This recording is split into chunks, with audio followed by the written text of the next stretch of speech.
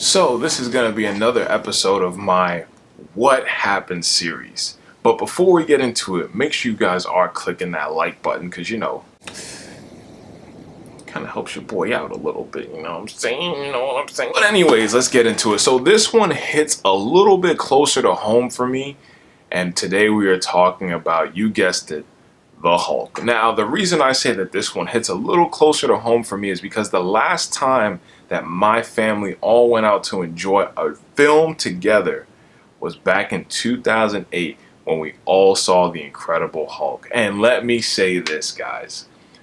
I don't know where this negative reception comes from toward this film, but The Incredible Hulk of 2008 is actually not a bad movie at all. So one thing that I noticed once we finished the movie in theaters, after the Hulk steps on Abomination and roars,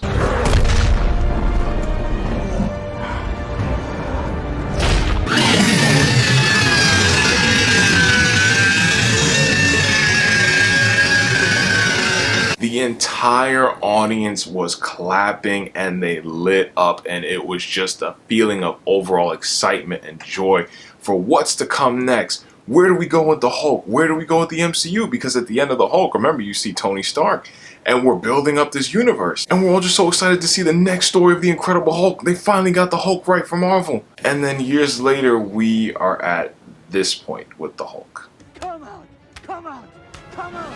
No! What do you mean, no?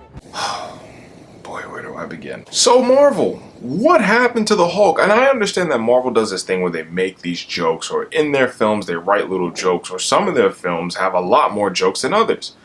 But to turn the Hulk himself into just a joke of a character just feels so wrong. I remember when I was a kid and I used to see the Hulk. I remember when I was younger and I used to see the Hulk and I thought he was just the most powerful being on the planet. Like, you couldn't mess with this dude. Now here he is in Disney's She-Hulk and he's getting beaten by Jen Walters, afraid to fight Thanos. He refuses to come out as the Hulk. Bruce Banner completely takes over. Like, what has the Hulk become now? He's just a joke. He's a coward. And I don't have a problem with Jen Walters beating the Hulk. Look, the whole thing about the Hulk now is this. He's a joke. You can't take him seriously. So do I buy that Jen Walters can beat the Hulk? Yeah. I've seen my favorite superheroes get beat in instances where you normally think they wouldn't, but it happens. On any given day, you can lose. So that's not the problem. But the problem is Marvel's direction with the Hulk just feels wrong, and it just feels like they're wasting the character. I remember when I saw, what was it? World War Hulk, back in like the early 2000s or the late 2000s, that film, that animated film, it was incredible to see the Hulk such a savage like that. In some of the comics you read, the Hulk is a complete beast. He's unstoppable. The World Breaker Hulk comic series. But then you come to Marvel and Hulk is just pathetic. I mean, it's sad what they've done to him. You thought Abomination was bad. Look at the Hulk. He's worse. He's a clown show.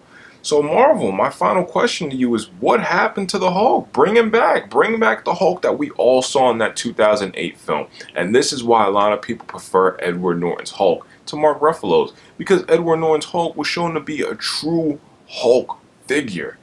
Not a coward that Thanos could just pick on and just treat like garbage. Not a coward that refuses to come out and fight. If that was the Hulk from 2008, he would have never backed down to Thanos. But the Hulk now?